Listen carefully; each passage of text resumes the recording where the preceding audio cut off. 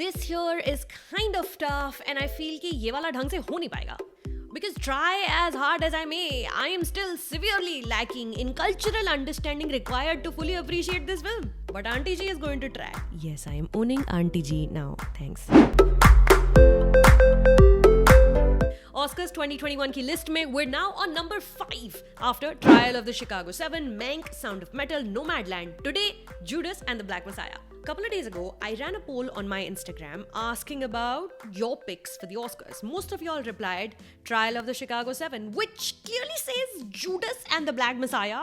India में तो अभी बहुत ही कम लोगों ने देखी, unfortunately. So, okay, this is not a Trial of the Chicago 7 companion piece, but it in fact is the story which needs to travel farther and wider via cinema. Because while you see a little bit of Fred Hampton in the Trial movie, Daniel Kaluuya's Oscar-nominated portrayal of him in this Shaka King film is the piece de resistance. The Black Panther Party was born in the United States in the 60s. Out of necessity, a group of men and women who took up arms to protect themselves and look after their community in an extremely racially divided America. And kyunki their work, values, and impact caused a big stir in American politics, the party's lifetime is a trove of stories of community, humanity, villainy, resistance, victory, and defeats. Fred Hampton's story happens to be one with all of these and more.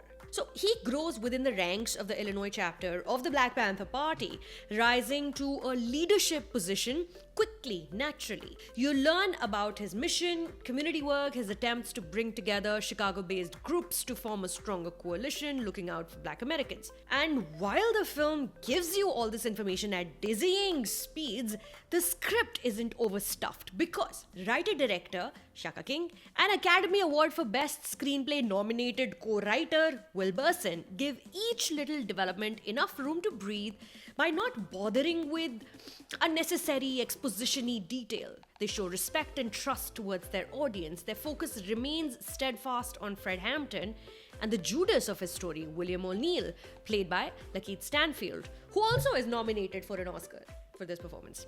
Bill O'Neill's one step forward, two steps back Judas arc offsets Fred Hampton's straightforward, simple Messiah values. Both stories are given enough emotional weight to matter equally, a study in power and responsibility. Though Bill's foolishness as Judas perhaps reflects in Fred's naivete as the Messiah, the writing doesn't lose focus on who is to blame. The corrupt, racist, and manipulative lawmakers and upholders of those laws of 1960s America. In one scene, cinematographer Sean Bobbitt, also nominated for an Oscar this year, takes you inside Bill O'Neill's head using blue and red lights which are streaming through two windows in Bill's bedroom, silhouetting him in black.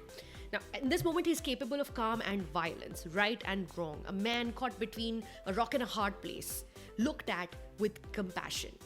Like maybe Jesus would have? I will say this though, I felt the film needed to spend more time exploring this conflict, the two very bad choices Bill is faced with certain loss on both the sides, and why he really picks the option that he does. We do get a small epilogue at the end of the film telling us what eventually became of Bill O'Neill, but I did feel I needed to see a little bit more of his survival instincts kick in, take over when he's internally debating good versus evil. Daniel Kaluuya recently hosted Saturday Night Live and spoke about racism in some hard-hitting jokes. Pretty cool, take a look at this. What's worse, British racism or American racism? Let me put it this way.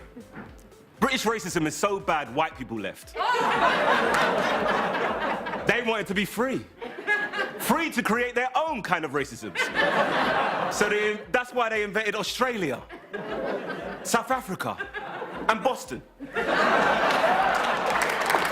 Watch this film to understand the cruel truth beneath these jokes, what the FBI's Black Messiah program really was, how systemic racism thrives with the help of oppressive institutions, and how much of it continues to propagate in front of us till today. The fact that two movies, both centered around America's racist past, both saying very strongly that these problems still very much exist, are imploring the viewers to ask for reform, for respect, that these movies are both vying for Best Picture Oscar in the same year is a moment of reckoning. While India is not a good time right now to be a filmmaker with stifling new rules and bans fast becoming commonplace, thoda शायद solace इसमें मिल सकता है इस film को देखकर कि कहानियों की पावर क्या है, क्षमता क्या है, क्या होती है. Judas and the Black Messiah is asking what happens when power clashes with power, when the suppressed move beyond from questioning imaginary divisive lines and supplement their words with action. It's invigorating and bleak at the same time. An absolute must watch wherever you can find it. Now for Relation Mein recommendation. Watch Spike Lee's 2018 film Black Klansman, set only a few years after the happenings of Judas and the Black Messiah. Black Klansman takes you inside the white supremacist organization, the Ku Klux Klan, via a black police officer who infiltrates the KKK through a telephone. While Judas and the Black Messiah is bookended with old real-life footage of the people in the film, there are some speeches and voices. Black Klansman ends with new video from the far-right white American rallies which took place in America after Trump came to power, hitting you with the truth like a sucker punch, a reminder of the world that we're all gonna go back to living in once the movie is over.